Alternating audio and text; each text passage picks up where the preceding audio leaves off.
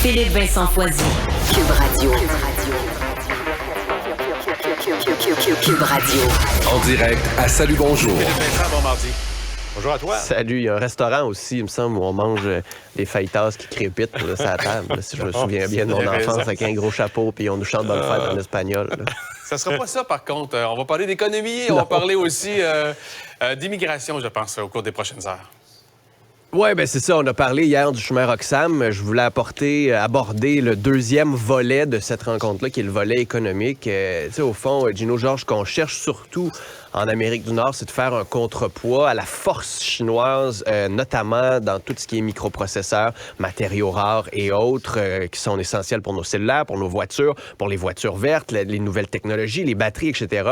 On veut, en Amérique du Nord, être capable de contrebalancer cette force chinoise-là, d'éviter aussi d'être pris à la gorge quand il y a des problèmes avec la chaîne d'approvisionnement. On l'a vu là, avec les voitures qu'on n'arrivait plus à vendre parce qu'il manquait de microprocesseurs. Les Américains ont investi des centaines de milliards de dollars là, dans ce secteur-là.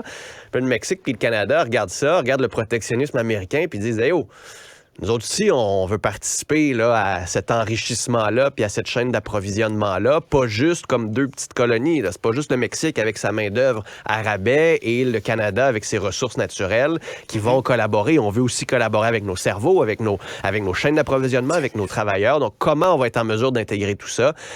Espérons qu'on puisse en arriver à un peu moins de protectionnisme américain puis un peu plus d'intégration entre les trois. Oui, parfait. Autre sujet vraiment important qui nous ramène au Québec, Georges, c'est l'embauche du CF Montréal. Oui, bien, quelle maladresse du CF Montréal, hein, c'est le moins qu'on puisse dire.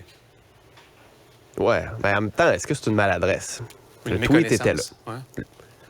Le tweet était là. On en a déjà parlé. Le tweet de Sandro Grande, qui a été nommé entraîneur de l'équipe de la relève du CF Montréal, qui a tweeté le soir de l'attentat du Métropolis que la seule erreur du tireur, c'était d'avoir raté Pauline Marois et que la prochaine fois, il allait mieux s'y prendre. Puis dans la soirée, il a aussi tweeté des propos contre les souverainistes. Puis après ça, il dit « Mon compte a été piraté pour un seul tweet. » On ne sait pas par qui, on ne sait pas comment. Moi, j'aimerais ça connaître ce fameux pirate-là là, qui va dans les comptes des politiciens puis qui leur fait dire des niaiseries, puis qui, après ça, se retire sans récolter un seul sou puis sans rien dire, qui leur permet de se laver les mains alors que ça s'inscrit dans sa pensée, visiblement.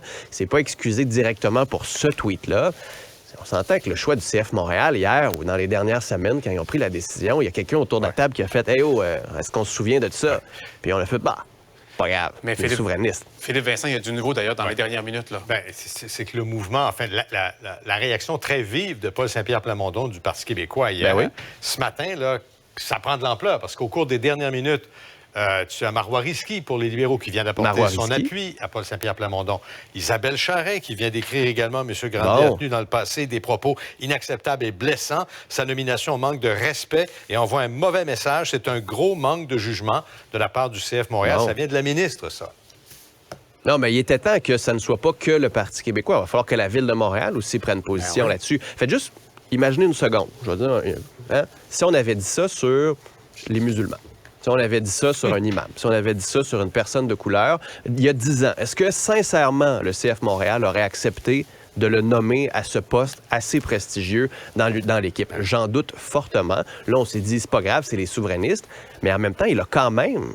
Il dit qu'il a été piraté, mais demander la mort d'une politicienne, demander la mort d'une première ministre québécoise. À un moment donné, je comprends qu'on peut faire des erreurs, mais il faut être en mesure, de les assumer si on va être en mesure d'avancer dans tout ça, ce qu'il n'a pas été fait là-dedans. Et c'est pour ça que ça va prendre plus que juste le PQ et quelques politiciens. Je pense que la classe politique québécoise doit se réveiller. Oui, puis c'est le rôle qu'il va jouer, aussi former des joueurs de la relève avec un discours comme celui-là.